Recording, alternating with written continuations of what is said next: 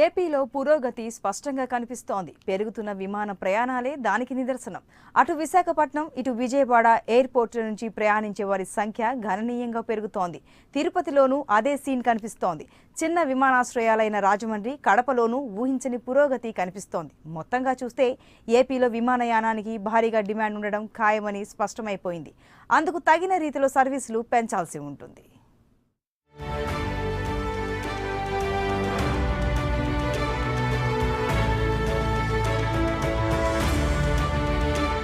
ఫ్లైటే right అంటున్న ఆంధ్ర ప్రయాణికులు.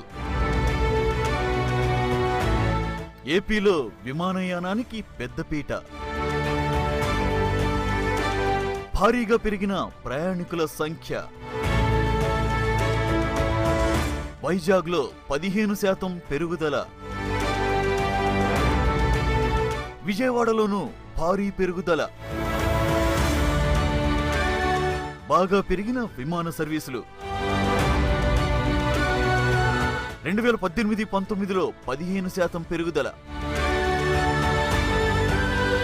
గతేడాది ప్రయాణికులు 24.93 లక్షలు. 2018-19 ఏడాది ప్రయాణికులు 28.53 లక్షలు. ఏపీలో విమానయానానికి ఊహించని రీతిలో ఆదరణ దక్కుతోంది. ప్రధానంగా విజయవాడ, విశాఖపట్నం ఎయిర్పోర్టుల్లో ట్రాఫిక్ బాగా పెరుగుతోంది.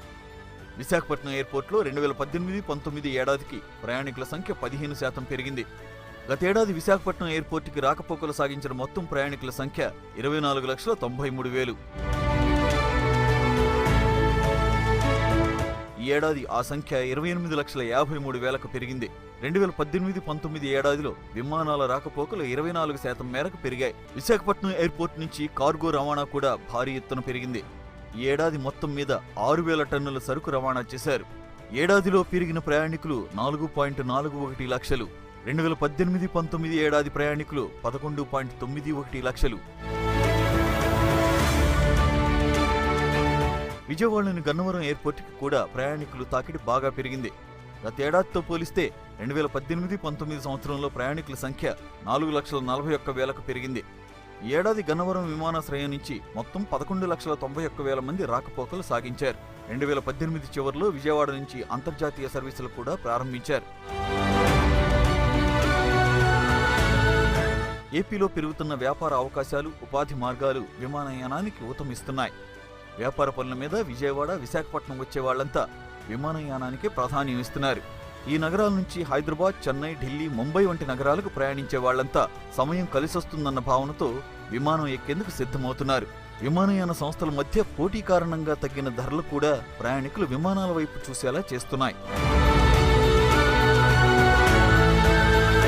ఏపీలోని పర్యాటక ప్రాంతాలకు దేశవ్యాప్తంగా ప్రచారం దక్కుతుండటంతో విజయవాడ, విశాఖపట్నం లాంటి నగరాలకు వచ్చే టూరిస్టుల సంఖ్య కూడా పెరుగుతోంది. విమానయానం అభివృద్ధికి ఇది కూడా దోహదం చేస్తుంది.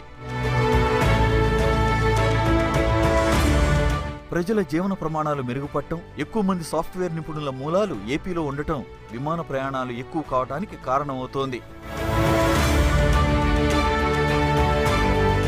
కొన్ని సందర్భాల్లో కొన్ని రూట్లలో టికెట్లు దొరక్క, అదనపు సర్వీసులు లేక ప్రయాణికులు ఇబ్బంది పడుతున్నారు. ఏపీ రాజధాని అమరావతిలో పురోగతి పరుగులు పెట్టడం మొదలైతే ముందు ముందు విమానయానానికి డిమాండ్ మరింత పెరుగుతుంది. వాణిజ్యపరంగా, టూరిజం పరంగా రోజురోజుకి అభివృద్ధి సాధిస్తున్న విశాఖపట్నంలో ఇప్పటికే డిమాండ్కి తగినంతగా సర్వీసులు లేవు. దీంతో ప్రయాణికులకు ఇబ్బందులు తప్పడం లేదు. నిజానికి విశాఖపట్నం జిల్లాలోని భోగాపురం వద్ద భారీ విమానాశ్రయ నిర్మాణానికి శ్రీకారం చుట్టారు. అది పూర్తయితే విశాఖ నుంచి భారీ సంఖ్యలో సర్వీసులు నడిపే అవకాశం దక్కుతుంది. రాజమండ్రి, కడప విమానాశ్రయాల్లో కూడా ప్రయాణికుల సంఖ్య భారీగా పెరుగుతోంది. ప్రస్తుత పరిణామాలు చూస్తుంటే ముందు ముందు ఏపీలో విమానయానానికి మరింత ఆదరణ దక్కడం ఖాయమనిపిస్తోంది.